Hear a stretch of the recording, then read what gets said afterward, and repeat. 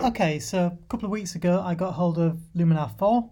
I bought it and I've been playing around a little bit with it. And as somebody who doesn't want to spend hours in Photoshop editing and tweaking photos, I really wanted to see what its AI engine, as they push very strongly, what it can do. So thought you might be interested to have a look with me.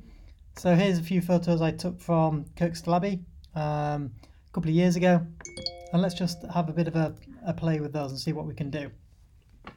So here's a fairly standard one. So you'll notice there's a whole stack of filters that I can apply out of the box. In the bottom I've got very specific ones for landscape, portrait. I've got some sort of like core ones that'll do things like black and white and contrast enhancing, etc. But I want to try and do the minimum amount of work. So let's pick a landscape one. And let's start off and just let it enhance the landscape itself. So let it pick what it wants to do. So that's it. That's its default. You can see I can turn it down. I could change it to something else, but I'll leave it at that one for now.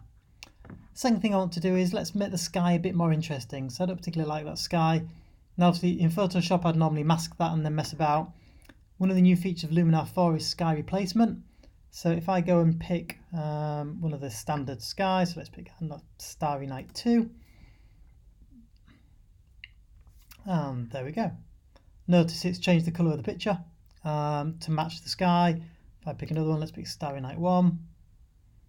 Then you'll see it changes the picture accordingly. So if I want to compare and contrast, I can see the before, I can see the after, or I can also use a nice little slider that shows me the difference. So from my point of view, with literally 2 clicks, I've gone from the original. Zoom's kicking in.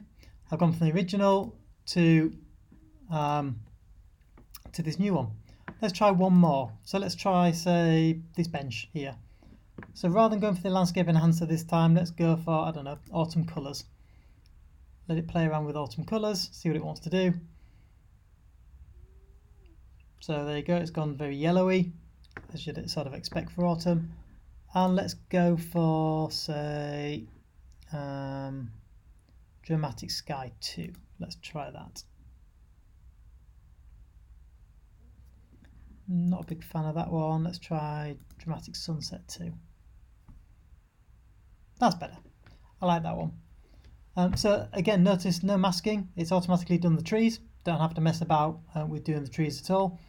And sort of trying to mask that out. It's worked it all out for itself. So again, I've gone from that with 2 clicks to that.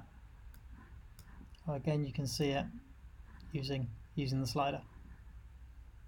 Now, obviously, if I want to tweak it, I can go in and I can do all the usual sort of pro type stuff. I can mess about with it. I can change all the usual stuff that you would expect to change. But really, say, I don't like spending hours. So for me, this is absolutely ideal. Hope you found that useful. And I might hopefully record a few more videos of some of the other stuff that Luminar can do.